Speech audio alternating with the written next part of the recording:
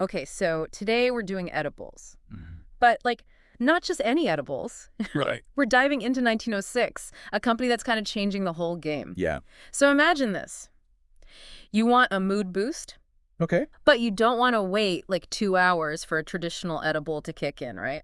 Right. You have a 1906 chocolate, and 20 minutes later, boom, you're feeling it. Wow. That's 1906 in a nutshell.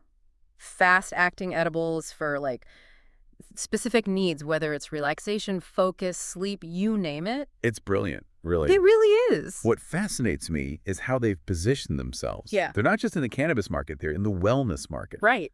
Which is, it's so smart. Oh, totally. By creating these edibles for, like, specific needs, they're tapping into this whole new customer base.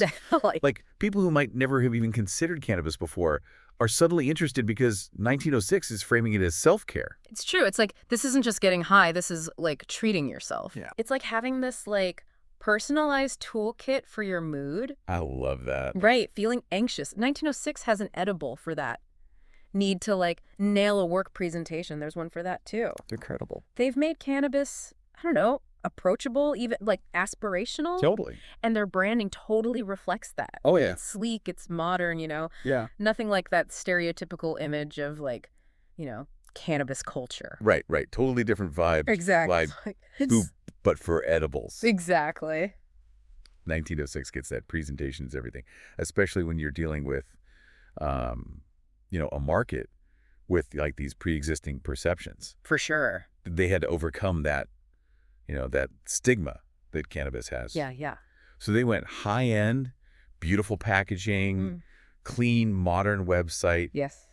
It just screams sophisticated. It really does. It's an experience. Yeah, it's like they're saying, this isn't your college roommate's brownie. This is like a premium, experience. But okay, let's actually break down how they get that fast-acting effect. Yes, please. Because I have to admit, the science behind it is kind of fascinating to me. Oh, it's super interesting. Yeah. So 1906, they've, like, really invested in the science behind their products, right? Okay. They use, get this, pharmaceutical-grade technology. Wow. Like, similar to what you'd find in time-release capsules. Oh, wow. To control how the edibles are absorbed in the body. Interesting. And that's huge. Yeah. Because it takes away that unpredictability that you get with traditional edibles. That's true. So it makes the whole experience so much more reliable, more consistent. That makes a lot of sense. Right. It's like comparing, like, a campfire Good. to, like, a high-tech camping stove. That's what you're saying. Like, they both get the job done. Yeah. But that stove, it gives you that control, the predictability. Absolutely. And this focus on technology for 1906, that wasn't an afterthought. This was like a deliberate investment from the start. Totally. They were like, this is how we're going to be different. Exactly. They recognized that, that slow and often unpredictable thing with edibles, Yeah. that was like the biggest pain point for people. Definitely. And they were like, we're going to fix that. Love it. So they really put their money where their mouth was, invested heavily in our R&D, research and development. Smart. And that's really what set them apart from everyone else right away.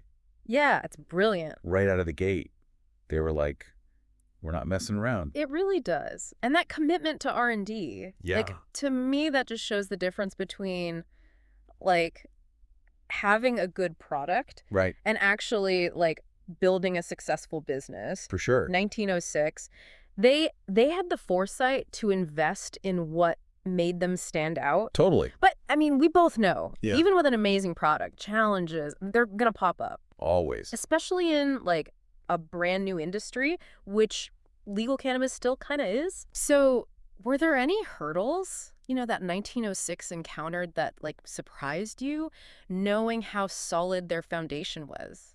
That's a good question. Yeah. Because you'd think they had it all figured out, right? Yeah. It's funny you mentioned that, actually. Yeah. Because their story really highlights how these, like, outside factors Yeah. can just totally throw a wrench in the gears. I see. Even for the most prepared businesses. Totally. The legal stuff with cannabis, I mean, That's okay. it's constantly changing. Yeah. So 1906 had to be, like, incredibly on top of the legal research, the compliance. Oh, for sure. I mean, it's practically a minefield out there, Wow. You got to be watching your step constantly, Right. ready to adapt at a moment's notice. So, I mean, That level of like legal complexity, Yeah. that can be like a deal breaker for a lot of entrepreneurs. Huge barrier to entry. Did 1906 like share any insights into how they actually like tackled that challenge? Besides, hire a really good legal team, which I'm sure they did, Right, right. Of course. but like strategic. They haven't really gone public with like a detailed playbook, Okay. but honestly, just them like thriving Right. in such a messy legal landscape, Yeah. that says it all. True. They knew they needed that legal expertise from day one, Smart. and they wove it into like the very fabric of their business strategy, Interesting. which, I mean, it's a huge lesson for anyone, right? Yeah. Understanding the rules of the game, knowing the potential pitfalls, it's just as critical as having that killer product. Oh, 100%. I mean, So, yeah. you could have the best thing since sliced bread, but if you can't legally sell it, Right. what's the point? Exactly. Exactly. Okay, so back to 1906.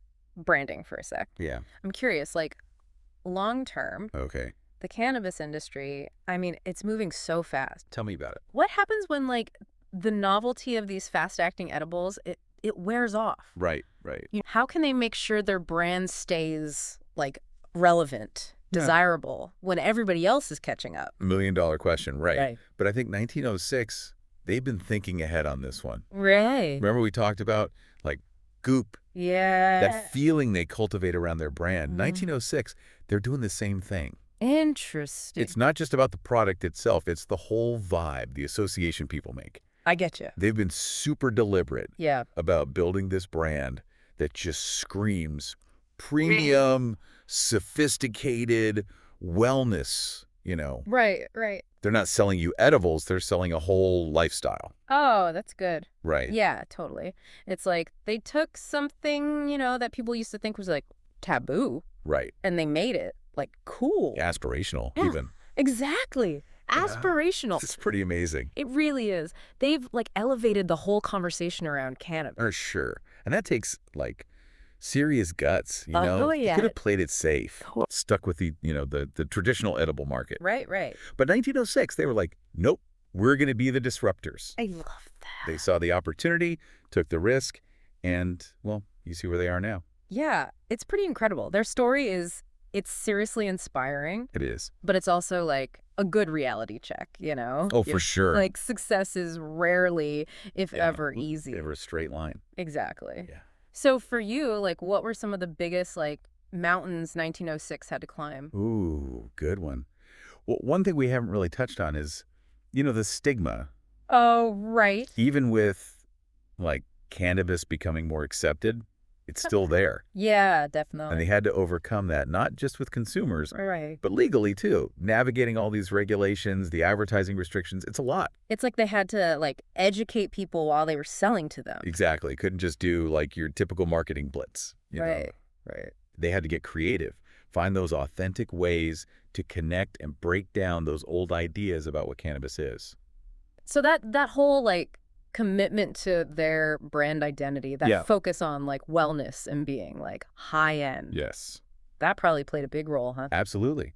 Yeah. By like plugging into that world, Yeah. the one their target audience was already into, Right. they kind of sidestepped some of that initial hesitation. So smart. Right. Leveraging that existing trust people have, like, oh, if it's a wellness brand, it must be good.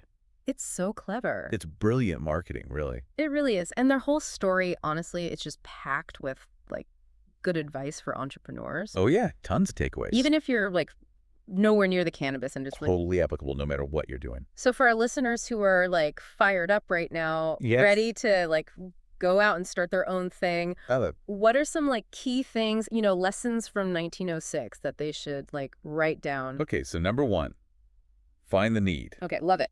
What problem are you solving? What's that thing that's bugging people that nobody's fixed yet? That's your opening, right? Like 1906, they were like, edibles are slow and unreliable. Let's change that. Boom, solution. Love it. Love it. Okay, what else? Don't be afraid to like really invest in what makes you different.